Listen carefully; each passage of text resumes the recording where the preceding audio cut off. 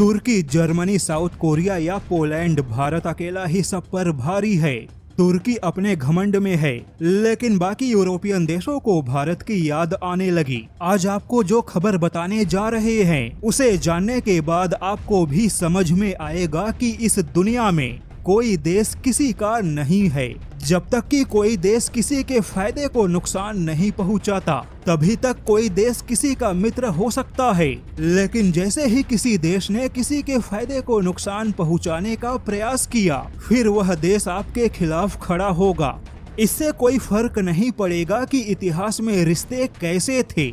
जी हाँ, यूरोप और अमेरिका के बीच में कुछ ऐसी ही स्थिति बन चुकी है। दरअसल ट्रंप के समर्थन वाले कुछ अमेरिकी रक्षा जानकारों ने यूरोपियन देशों पर आरोप लगाया कि जब तक अमेरिका ने यूरोपियन देशों की रक्षा की, जब तक अमेरिका यूरोपियन देशों के पीछे पैसे खर्च कर रहा था, जब तक अमेरिका यूरोपियन देशों के सुरक्षा की गारंटी बना था, तब तक अमेरिका इनके लिए काफी अच्छा था। लेकिन जैसे ही ट्रंप ने यूरोपियन देशों के सुरक्षा को लेकर अपने रणनीति में बदलाव किया, यूरोपियन देशों को सुरक्षा के लिए पैसे खर्च करने की बात कही, तो ऐसे में यूरोपियन देश अमेरिका को बेतुकी बातें सुना रहे हैं। ऐसे में देखा जाए तो यूरोप हो या फिर अमेरिका, कोई मित्र नहीं बल्कि फायदे के साथी हैं। हालांकि जैसे ही अमेरिका ने यूरोपियन देशों का साथ छोड़ा, तो ऐसे ही रूस का खतरा यूरोपियन देशों के लिए सबसे बड़ी चुनौती बन चुका है।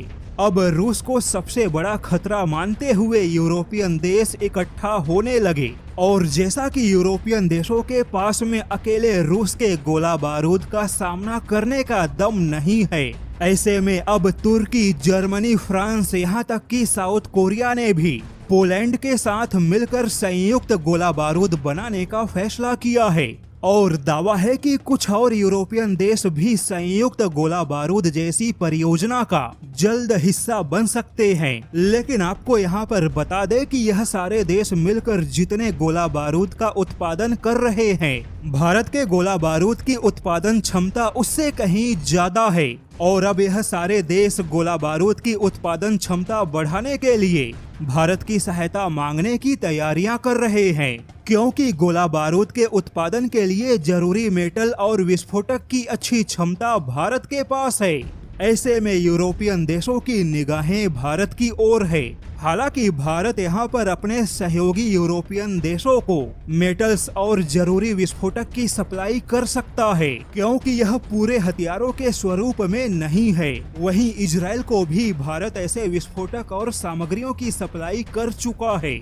और जैसा कि भारत ने पिछले कुछ सालों में अपने गोला बारूद के उत्पादन क्षमता को मजबूत किया, जो कि भारत के लिए गर्व की बात है।